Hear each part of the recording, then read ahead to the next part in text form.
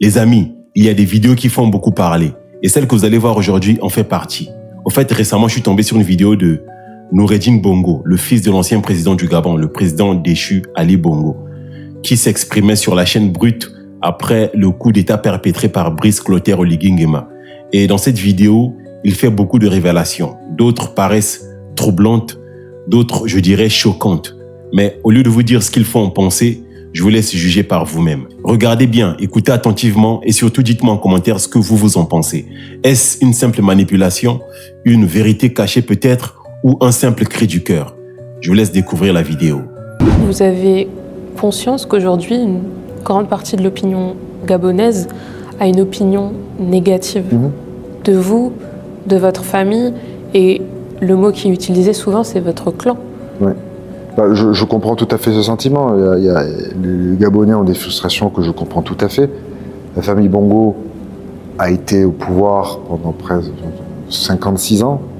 Et je comprends tout à fait les frustrations de la population gabonaise sur ça. Malheureusement, je ne peux pas être tenu responsable de tous ces manquements-là, de tout ce temps-là. Quand on pense à votre arrestation au Gabon, on voit ces images de valises d'argent. Ces images, selon vous, elles ont été falsifiées? Mais complètement, cet argent n'a jamais été chez moi ou dans un endroit qui est lié à moi, jamais. Déjà, on m'y amène, on me menace de violer ma femme et mes fils si je ne me tiens pas droit et je n'accepte pas de me faire filmer devant ces valises. D'autant plus qu'il y avait le procureur général, M. Ropona, qui était là, à qui je dis, mais qu'est-ce qui se passe? Cet argent n'est pas à moi, qu'est-ce qui est en train de se passer? Il me sort quand même, ne vous inquiétez pas, il y aura la présomption d'innocence. Donc c'est complètement absurde. En tout cas, ces images, je peux vous le dire, n'ont été faites que pour nous démoniser et de présenter au peuple gabonais un bouc émissaire, celui qui voulait servir au peuple. Le procès aurait peut-être été une façon de vous défendre devant cette société. Mais, je comprends, mais sauf que le procès, il n'est pas juste équitable, il est biaisé. La justice n'est pas indépendante, donc ce n'est pas le bon cadre pour nous défendre. Aujourd'hui, s'il y avait un procès que vous estimez juste et équitable, vous iriez au Gabon? À partir du moment où le président Oligui a encore le contrôle de toutes les branches du gouvernement et des forces de sécurité, non, parce qu'à partir du moment où mon intégrité physique n'est pas... Je pense que j'en souffrirais, je souffrais encore plus que j'ai déjà souffert avant. Donc déjà ça, c'est la première raison pour laquelle je ne peux même pas aller me défendre. Donc dans ce procès, vous n'y serez pas et vous n'y serez même pas représenté? Non, notre avocate localement a dit que c'est une mascarade totale. Des membres de la garde républicaine débarquent chez nous, chez mes parents, prennent tous nos documents personnels, tous nos ordinateurs, et ensuite ils donnaient la preuve, prouver que vous pouvez justifier ces biens. On n'a plus aucun document, ils les ont tous pris. Donc déjà, on vous dit que vous avez des biens, c'est apparemment illégal, mais d'autant plus vous devez justifier votre innocence. Sauf que la présomption d'innocence, c'est tout le contraire. Et on nous fait dire à ma mère et moi des choses que nous n'avons jamais dites, que nous n'avons jamais reconnues.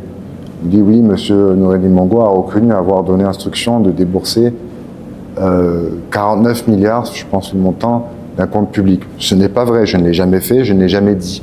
Votre père a fait un AVC. Mon père avait fait un AVC en 2018. Et il vous est reproché d'avoir mené les affaires au moment où votre père était convalescent. Exactement, c'est le narratif qui est complètement faux et qui a été choisi par le général Oligui pour, je pense, en soi, faire un coup d'État pour prendre le pouvoir personnellement. Et il ne pouvait pas choisir un bouc émissaire qui était gabonais. Il fallait absolument que ce soit la Française blanche et son fils blanc, parce qu'il savait très bien que ni ma mère ni moi allons avoir le soutien d'une famille élargie au Gabon. Donc, en plus, mon père avait son soutien personnel. Encore une fois, ça vous montre que la procédure en elle-même, elle est complètement biaisée. J'en ai encore un autre exemple, je n'ai pas tous les cités, mais la juge d'instruction est allée, je pense en janvier 2024, auditionner mon père, parce que c'est lui apparemment à qui on a falsifié la signature, qu'on a manipulé, qu'on donnait les instructions à sa place. Il a dit tout le contraire, il a donné son témoignage à lui de ce qui s'est passé, nous dédouanons complètement. Donc c'est 60 ans de Bongo qu'on devait jeter sur la Française et son fils. Je voudrais vous parler du coup d'État, Ouais. puisqu'au commencement de toute cette affaire judiciaire, il y a votre arrestation. Qu'est-ce qu'il se passe en août 2023 Je suis enlevé, pas arrêté, le 29 au soir. Donc je ne vois pas la communication des militaires, je ne la vois pas. Ils avaient déjà pris le contrôle du CGE, le Centre Gabonais des élections. D'abord, on me disait que c'est parce que j'avais essayé de faire un coup d'État contre mon père. On m'a dit que j'avais fait de la haute trahison. C'est là où je comprenais pas trop. À un moment donné, là où j'étais, j'entendais Ali président, Ali président. Donc il y avait des gens qui se réjouissaient qu'il avait gagné les élections au palais présidentiel, l'état-major de la garde républicaine. Et c'est qu'après, j'ai perdu la notion du temps en ce moment et on est dans une pièce toute noire et pas de lumière. Après, à un moment donné, j'entends Oligui président et c'est là où maintenant je comprends ce qui s'était passé. C'était des personnes que vous connaissiez? C'était des personnes que vous n'aviez jamais vues? J'ai reconnu un militaire parce qu'il faisait partie de la sécurité rapprochée de notre famille depuis très longtemps, le capitaine, aujourd'hui capitaine, à l'époque lieutenant Ngon, Félix Ngon, je l'ai reconnu lui. Quand on l'a vu, j'étais un peu rassuré. Le moment où j'ai compris qu'il y a un problème, parce que quand je rentre dans le blindé, je vois que ma famille ne me suit pas. Donc je me dis non mais c'est pas possible, je peux pas aller sans eux, donc j'essaie de sortir du blindé et là il y a un militaire dans le blindé qui me pousse très violemment et qui dit c'est fini, tu es fini. Je commence à me poser des questions. Mais à ce moment-là, comme je l'ai dit, je pensais que c'était soit une partie rebelle de la garde républicaine, soit une erreur. D'ailleurs, à un moment donné, quand on était dans ces cellules-là au début, j'entendais des blindés ou en tout cas des gros tirs. Donc dans ma tête, je me disais, déjà j'avais très peur, donc je m'accroupissais dans un coin, je ne voulais pas prendre. Et je pensais que c'était le général Oligui qui venait nous sortir de là, au début. Donc quand j'ai compris, j'ai entendu Oligui président, je suis tombé de haut. J'étais vraiment surpris, je m'y attendais pas du tout. Vous êtes ensuite enfermé dans des conditions que vous dénoncez aujourd'hui. Est-ce que vous pouvez m'expliquer les conditions de votre incarcération? Déjà, je suis dans ce cachot à l'état-major de la garde républicaine. Ensuite, on nous amène, le 11 septembre, à la DGR. Je passe une nuit au B2. Et c'est là où je suis complètement dénudé, mis dans une cellule toute noire, avec de l'urine et des excréments humains sur le sol. C'était déjà assez choquant. Ensuite, de là, je retourne à la DGR pour ensuite être présenté devant le parquet et la juge d'instruction. Ensuite, on nous envoie en prison, je pense, le 19 septembre, dans la prison centrale de Libreville, dans une cellule de 4 mètres carrés sur 4 mètres carrés. On est en caleçon, on n'a pas de vêtements. On n'a pas de matelas, c'est une cellule complètement vide, hein, c'est juste du béton cassé. Donc vous dormez au sol et on vous inonde votre cellule régulièrement, comme ça, c'est pour vous couper le sommeil parce que vous êtes toujours mouillé, c'est pour attirer les moustiques. Vraiment, ça, ce côté-là, c'est vraiment le côté psychologique du début. Est-ce que vous mangez? Est-ce que vous avez accès à des soins? Pour la nourriture, non, on n'est pas réellement nourri. On recevait un bol de riz avec une sardine. Et quand je dis une sardine, c'est une sardine toute seule, c'est pas une boîte de sardines, c'est une sardine. Et ça, c'est pour la journée. Il n'y a rien à faire dans cette cellule. À un moment donné, je me suis divisé en 3. Je me parlais à moi-même avec 2 autres moi pour essayer de garder un sentiment de sanité. Donc je marchais je faisais des tours. Donc naturellement, j'étais très affaibli. J'étais devenu extrêmement squelettique. Conditions, c'est la prison centrale de Libreville, c'est l'enfer sur terre. C'est une des choses vraiment, quand j'ai revu mon père après, je lui dis sur ce point-là, c'est un gros manquement. Parce que c'est inacceptable qu'on puisse avoir un endroit comme ça au Gabon. Vous n'aviez pas connaissance de la gestion de ces prisons-là au moment où votre famille était aux affaires? Complètement non. C'est vraiment un sujet sur lequel je ne me suis pas du tout... Déjà, j'ai accompagné mon père que pendant, je pense, 18 mois. C'était vraiment un rôle d'assistant sur des sujets. J'étais un peu son chef de projet. J'avoue que maintenant, forcément, après coup, je regrette de ne pas avoir rien que visité cette prison. Ce que je comprends pas, c'est qu'il y a eu beaucoup de ministres de la Justice qui ont visité cette prison, qui ont su...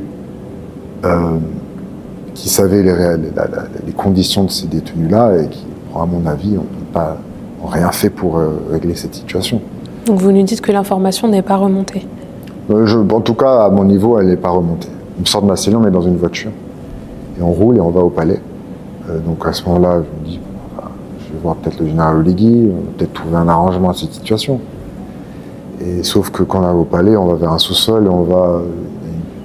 à un endroit du palais où je suis jamais allé. Il y a une porte, il y avait une tête de mort à côté, commando. J'ai compris que c'est l'unité du colonel Ankama, qui est un des parents du général Oligui. Et en fait, c'était sa salle de tir, d'entraînement de tir de la garde républicaine dans le palais. Ils me mettent là, et donc ils me jettent là-dedans, et donc les tortures physiques commencent là. Et je peux vous dire, c'est d'une violence que vous ne pouvez pas imaginer. Ça commence déjà par tout de suite, on me met la tête sous l'eau. Et tout de suite, on me pose des questions. Où sont tes comptes? Donne-nous des comptes. Si tu fais une erreur, tu vas mourir. Donc déjà, vous êtes en train de vous faire submerger et vous devez lister tous vos comptes sans erreur parce que vous savez que vous allez en subir les conséquences. À ce moment-là encore, j'étais drôlement constitué dans le sens où je respirais bien et ensuite, quand on m'a mis dans la tête de l'eau, je faisais de l'apnée. Pour pêcher dans ma tête, je me dis ne panique pas parce que dès que tu commences à avoir de l'eau dans les poumons, tu risques de mourir. Et moi, tout ce que j'ai fait, c'est tu dois tenir pour pouvoir retrouver ta femme et tes enfants. Sauf qu'ils comprennent, ils réalisent, j'entends. Il fait de l'apnée. Donc là, ils font un acte que je ne vais pas parler là parce que j'ai des enfants, mais ils font un acte qui est ignoble. Et donc, je pense, pour me faire paniquer, et même là encore, je reste encore trop calme à leur avis. Ils me déshabillent, ils m'écrasent mes parties génitales, et là, ils m'attachent un peu comme un poulet, là, les mains en haut et les jambes en bas, et après, ils me mettent sur une échelle et ils commencent à me taser, fusil taser, le capitaine Engon, qui le porte très fièrement, ce taser, d'ailleurs, encore aujourd'hui. Il me tase le ventre, et je peux vous dire, cette douleur, elle est héroïque. Je peux pas la décrire. Vous avez envie vous faites tout pour que vous espérez que ça s'arrête sur place, et c'est que des questions sur des bêtises. Tu es actionnaire de la 3e plus grande banque du Portugal. Tu as appelé des Américains mercenaires pour nous tuer. Ça va dans tous les sens. Tu as 5 000 milliards de francs CFA, donc 7 milliards d'euros à tel endroit. T'en as 4 000 milliards, 6 milliards d'euros au Qatar, et c'est des questions qui sont comme des choses que je dis, je peux pas vous dire oui sur quelque chose qui est faux, et donc il continue. Après, il commence à me poser des questions sur toute ma famille, et bon, bref, ce moment, il est sans fin, et c'est une douleur atroce. Après, il commence à me verser de l'eau dans les narines pour faire des simulations de noyade. Ça, c'est très difficile. Sans l'avoir vécu, vous ne pouvez pas le comprendre. Pour finir, pour me mettre ensuite de la vodka, et là je me rappellerai toujours, je me rappelle de sa voix, le colonel Ankama qui me relève, qui dit « Tu veux mourir ici, tu sais ce qu'il te reste à faire, tu dois ramener tout l'argent, tu dois nous donner tout ça. » Je lui dis « Je ne vais pas mourir, forcément, je ne fais que vous dire depuis le début que je retrouve ma famille. Aucun argent du monde n'est suffisant pour me séparer de mes enfants. » Et sauf qu'ils ne me croient pas encore, ils me mettent vu que c'est un stand de tir, ils me mettent au bout du stand, ils me tirent à 2 mètres de la tête, il dit je rate jamais ma cible, et ensuite il met le fusil à la tempe, dans la bouche, il me pose encore des questions, telle personne, il me donne des hommes d'affaires au Gabon, genre cette personne détient de l'argent pour toi, je dis mais non. C'est pas parce que quelqu'un a de l'argent que c'est forcément de l'argent. Vraiment des absurdités sans fin. Et après, il m'attache sur une chaise pendant je sais pas combien de temps, au point où j'ai besoin de faire mes besoins sur moi. Et après, ils m'ont laissé tout seul. Et là, vous êtes vraiment seul, je vous pose des questions, pourquoi vous avez à souffrir quelque chose comme ça. Et ce qui me fait des fois qui me fait très mal, c'est que souvent, quand on parle de ces choses-là, tout ce qu'on nous ressort, c'est que j'aurais soi-disant torturé des gens, je l'ai jamais fait, jamais ordonné de torture qui que ce soit, c'est pas qui je suis, mais soi-disant, donc il faut, ou parce que mon grand-père a été au pouvoir et les Bongos au pouvoir pendant 60 ans, c'est justifié de me faire souffrir ça. Et donc ma mère arrive, je la retrouve en bas, et je me fais torturer devant elle, elle-même elle prend quelques coups de fou, elle prend des coups de tuyau, elle se fait étrangler. Je peux vous dire, quand vous voyez votre mère vous faire étrangler, J'ai pas pu me retenir, j'ai commencé à m'énerver. Bon, j'en ai payé les conséquences. Ensuite, oui, tout ça toujours on l'a fait vider ses comptes. Et ça, c'est le 10 novembre. Et sachez que jusqu'à fin décembre, de lundi à vendredi, quasi un jour raté, on va dire, on nous sortait de prison pour nous ramener en prison, pour nous ramener ici, pour nous torturer pendant toute cette période-là.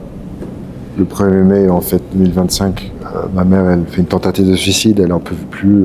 On n'avait pas de douche, donc j'étais dans les toilettes, il y avait un lavabo, donc j'étais en train de faire mes toilettes, comme on peut dire. Et 20 minutes, là, je dormais pas, hein, parce que ma mère était très fragile, donc chaque fois je devais garder un œil. Et, je sais pas, elle paraissait bien pourtant.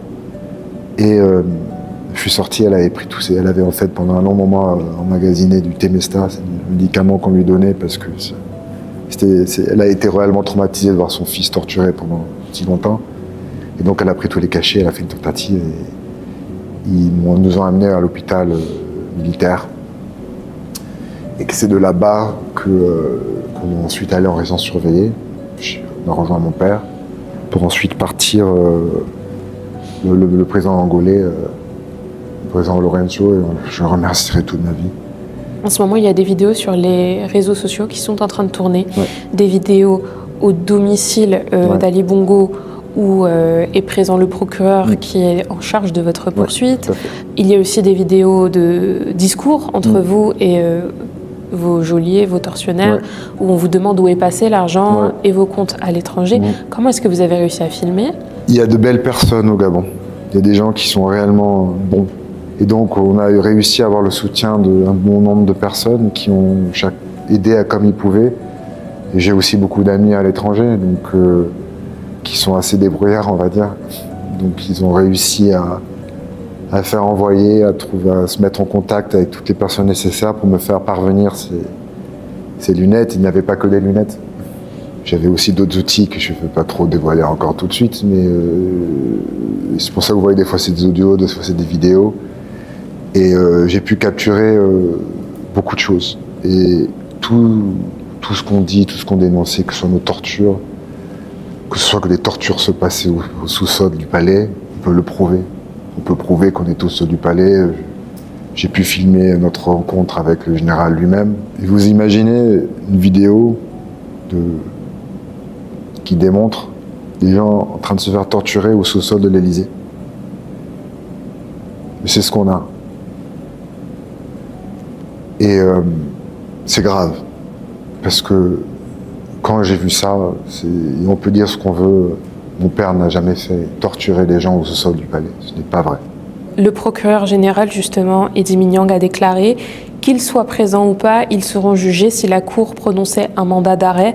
Nous utiliserons des voies de droit pour les faire exécuter, exécuter les voies d'arrêt. Oui, bien sûr. Est-ce que vous craignez une extradition en cas de condamnation? Non, pas du tout.